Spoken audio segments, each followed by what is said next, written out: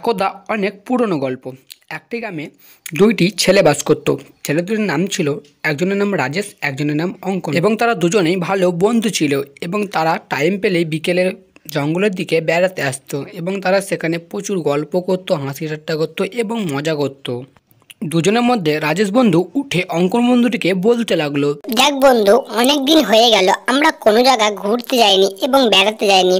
তো আমি ভাবছিলাম কি আজকে জঙ্গলটা আমরা দুজনে ঘুরে বেড়াবো এবং খুব মজা করব। রাজেশ বন্ধুর এইসব কথা শুনে অঙ্কন বন্ধু রাজেশ বন্ধুকে বলতে লাগলো, কথাটা তুই খারাপ বলিসনি, অনেকদিন হয়ে গেল আমরা ঘুরতে যাইনি কোথাও। তো চল তাহলে আজ আমরা জঙ্গলটা ঘুরেই আসি, অনেক মজা হবে। তারা সেসব কথা আলোচনা করার পর সেখান থেকে রওনা হয়ে গেল জঙ্গলের দিকে এবং তারা যেতে লাগলো। কিছুক্ষণ যাওয়ার পর রাজেশ বন্ধুটি অঙ্কন বন্ধুটিকে বলতে লাগলো, দেখ বন্ধু, ঘুরতে তো মনে হচ্ছে ভালোই লাগছে, তাছাড়া অনেকদিন ধরে ঘোরা হয়নি। তোর কেমন লাগছে বন্ধু, তুই আমাকে একটু বল।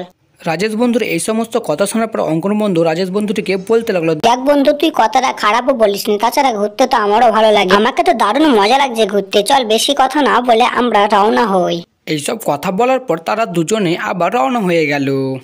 কিছুটা যাওয়ার পর তারা দুজনে মিলে একটি জায়গায় বিশ্রাম নিতে লাগলো। এদিকে সন্ধে নেমে আসছে, কিন্তু তাদের কোনো খেয়ালও নেই, ধ্যানও নেই। তারা ঘুরতে ঘুরতে গভীর জঙ্গলের মধ্যে চলে এসেছে এবং এদিকে সন্ধেও নেমে আসছে। দুজনে বিশ্রাম নিতে নিতে রাজেশ বন্ধু তরাম করে উঠে অঙ্কন বন্ধুটিকে বলতে লাগলো, দেখ বন্ধু, বেশি বিশ্রাম নেব না, তার কারণ এদিকে আমাদের অনেকটা পথ এখনো ঘুরতে বাকি আছে।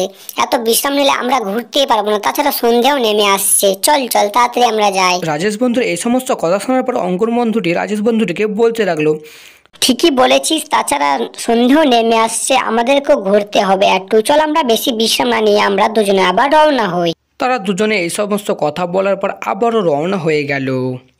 এদিকে জঙ্গলটি খুব সুবিধের নয়, রাত নেমে এলেই ডাইনির অত্যাচার। এদিকে এই গাছটিতে থাকতো একটি ডাইনি, সেখানে সে উঠ পেতে বসে আছে, কখন কেউ এলে তাদের ঘাড় মটকাবে। কিন্তু ডাইনিটি নিতান্ত ভালো ছিল, অতটাও খারাপ নয়। এদিকে ডাইনিটির একটি শয়তানি স্বভাব ছিল, কেউ এলে পারেই তাদেরকে ভয় দেখাতো। কিছুটা আসার পর আবার তারা দুজনে দাঁড়িয়ে পড়েছে এবং রাজেশ বন্ধুটি বলছে, দেখ বন্ধু, অনেক তো রাত হয়ে গেল, এবার বাড়ি ফেরাই ভালো, তাছাড়া আমার ভয়ও করছে। এবার তুই কি বলিস?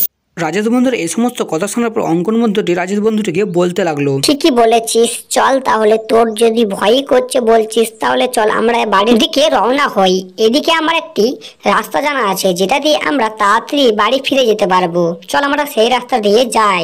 দুজনে এই সমস্ত কথা বলে তারা বাড়ির দিকে রওনা হতে লাগলো। কিন্তু এদিকে তাদের কপালে বিপদ নেমে আসছে, তারা জানতো না।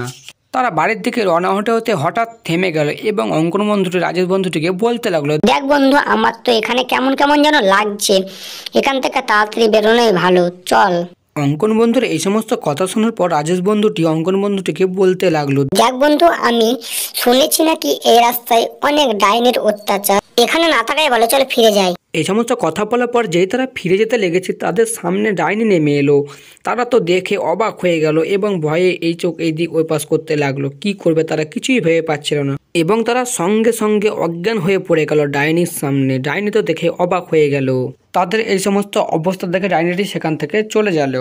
তো বন্ধুরা, আমাদের এই গল্পটি কেমন লাগলো আমাকে একটু কমেন্টে জানাবে। আর হ্যাঁ, চ্যানেলে নতুন হয়ে থাকলে সাবস্ক্রাইবটি করে দেবে। দেখা হচ্ছে পরের কার্টুনে।